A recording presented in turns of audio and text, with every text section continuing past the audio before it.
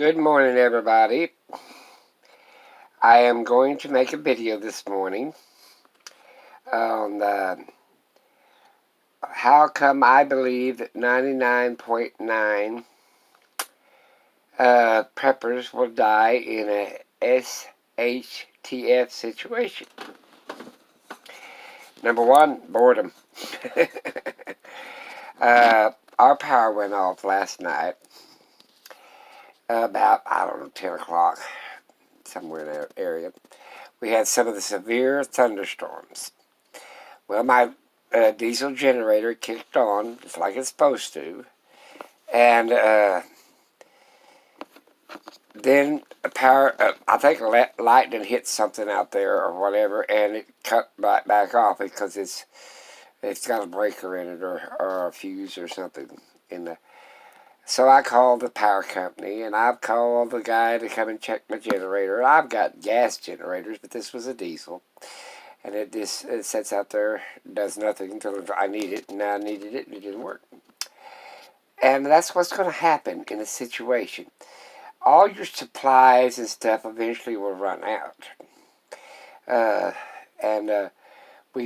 If we know how to work on the small engines, this, that, and the other, we probably get them back over, build gasifiers to, to keep them running or whatever, biodiesel or whatever.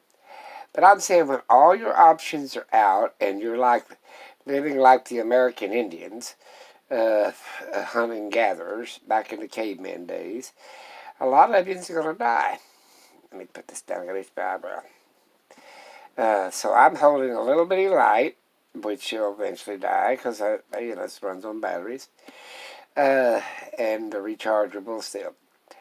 But the point about it is, your medicines will run out. Do we know what medicines we need for diabetes? It's out in the wild. Do we even know the edibles in your area? Do we have paper maps of your area within a 500-mile radius? I'm going to make some series on these. Quit relying on your devices like the cell phone. I'm taping off and it's sitting on top of a big battery box. It's one of them 3-in-1 jobs that you can power pack is what it's called, or something like that. And eventually it'll run out. So I thought to myself, the maid called and wanted to know if she's going to come this morning. I said, no, there ain't no sense coming. You can't see nothing. There ain't no power here, and you can't vacuum, you can't clean, and there ain't no really couple of dishes in the sink, and ain't nothing for you to do. And I said, just stay home. She said, well, her power was out too. I said, well, I gave her tips about keeping milk jugs frozen in the freezer, and then when you need it, you've already got them. You can take some of them out of the freezers and put them in the refrigerators, and to keep them cool, and turn them in a little ice box instead of a refrigerator. But so she's already said. I told her don't come. And the pups, they're sleeping. They was up all night. They didn't like the idea of having no power. But I said here I could have went and started another portable generator. I've got the other generators. And I said no, I'm going to sit here. Just sit here and just see in a down situation. Okay, I just took my medicines. And I'll need to get up here a little bit and eat me some cereal or something easy. And I ain't going to cook because my house is total electric, and I don't feel like going out there to the ambulance or the bus and starting any propane or butane, which that'll eventually run out. Whatever supplies you've got, they're all going to run out. I don't care if you say, oh, I got 10 years worth. Well, at 10 years, it's going to run out. And your medicines will start deteriorating after 3 or 4 years or whatever. And canned goods, after I've got some that's 10 years old, and I've ate some, they're edible, excuse me. But they don't taste too good. So what you got to do is learn to have seeds on hand, other food sources, edibles in your area, trapping equipment, or know how to trap with string and branches and stuff, whatever, build your own traps. If you're going to survive, you're going to have to quit relying on every gadget you got, like this light, the cell phone, let's see, the power, and Chris sent me a text. The power, something, I'll have to read it. I think the power is still off up here at the grocery store. So they're bringing in trucks to load their stuff up with dry ice and stuff. We had a severe, not a tornado, but a severe electrical storm. About like an EMP, it knocked everything out. And I mean, it knocked everything out. I've got people 100 mile square here it's knocked it out. So they're worried and hustling and running around trying to figure out what they can do. You know what I'm saying? And the biggest thing is I have to set me up some lights to paint by, and I hate to paint by these LEDs because they don't make the paint look good. I mean, I'm got plenty of food, plenty of everything, but the point about it is, I'm just saying, how long would you live in this situation? Boredom would be my worst nightmare. I didn't even change shirts last night. I put this one on this morning. It still got blue paint on it when I was painting. I keep myself busy. I'll get up here in a little bit. I need to call that therapist not to come because I don't feel like getting on a treadmill that don't work. and I ain't getting out there walking in that rain and mud, so he's out of luck. But no, like I said, if you're not careful, you're relying on your gadgets. Too many gadgets. Too many. You're too comfortable in your situation. Oh, I've got guns. This, that, and that. No, your main thing is going to be replenishing what you've done used, your batteries and so on and so forth. That's what you're going to do. You're going to run out of everything. So that's what I'm saying. You need to get maps of your area, paper maps. Your CDs won't work, your stick won't work on your computer. Even if you have 90 watts, turn one of them on. Eventually, you have no internet because everything's down. So therefore, storing books, how to can stuff, how to plant stuff. If you're not familiar, if you're not raised on a farm, how to slaughter animals, how to make your own medicines. That kind of stuff, like willow bark and stuff. You can make a tea out of it for headaches. You need an antiseptic. There's natural antiseptics out there. You can make your own alcohol. Honey's a good one. So on and so forth. What's helped for high blood pressure? What's helped for diabetes? All kinds of natural herbs and plants that you can find. But you need to learn all this stuff. Keep a lot of it in your mind and a lot of it in books. Because paper books or whatever, I think they're more reliable than your CDs or your phone or your computer's going to ever be. Because all that stuff's going to run out. It's going to deteriorate.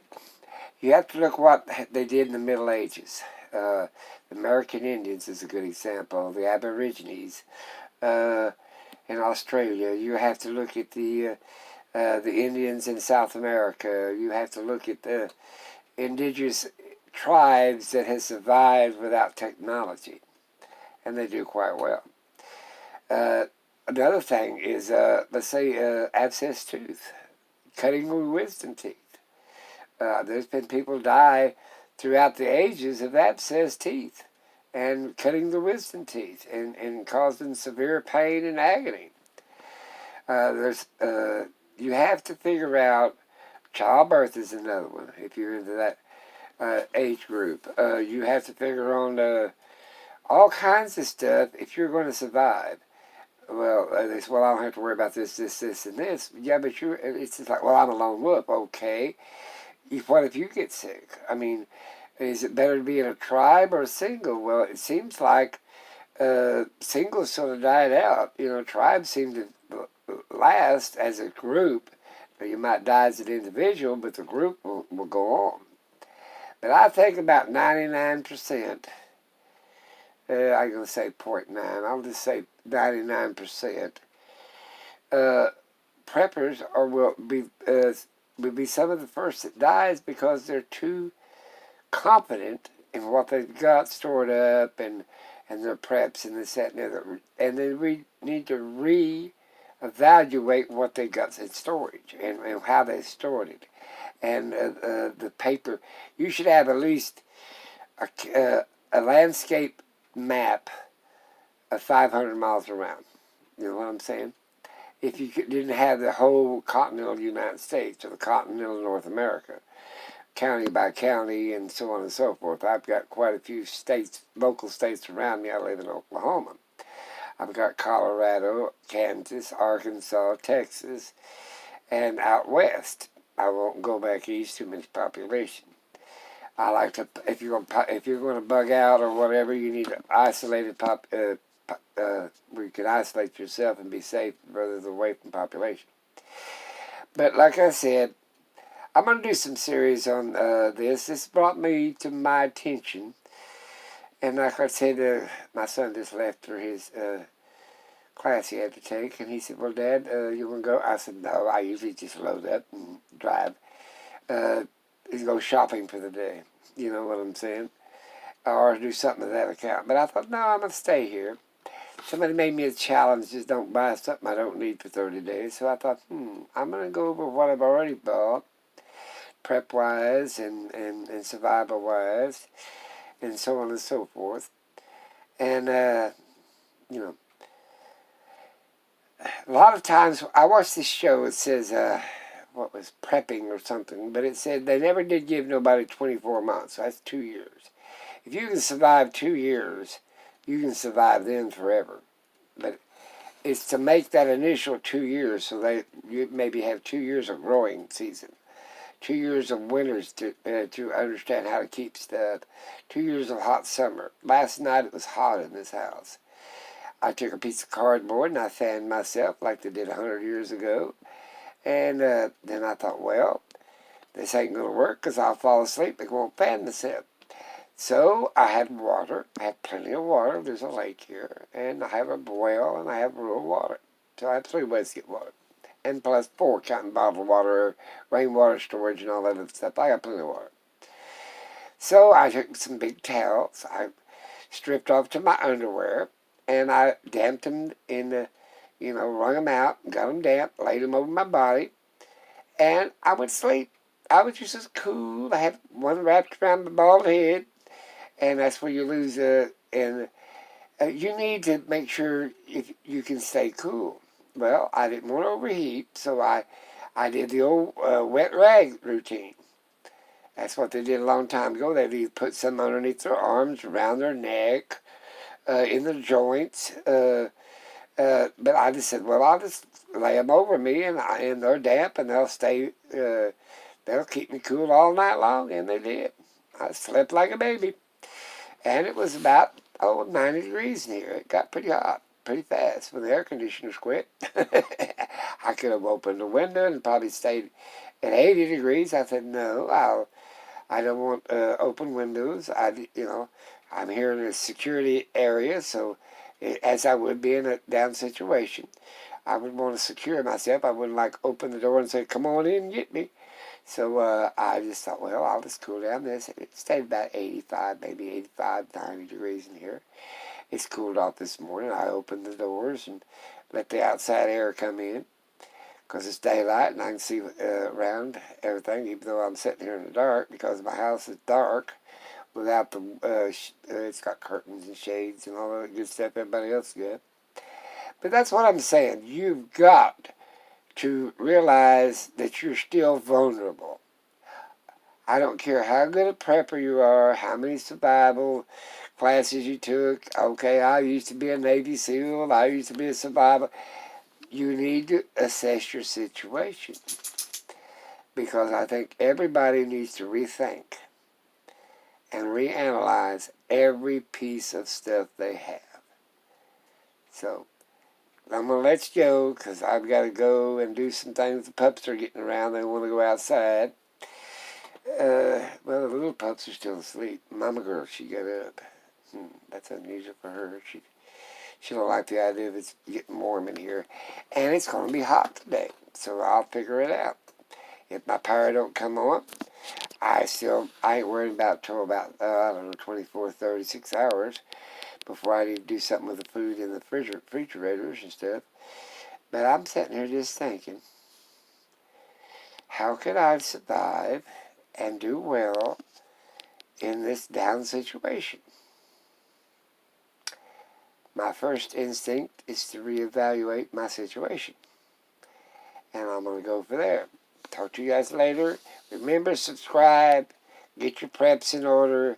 Think about your situation. And I better go. That my phone has got more on it than enough.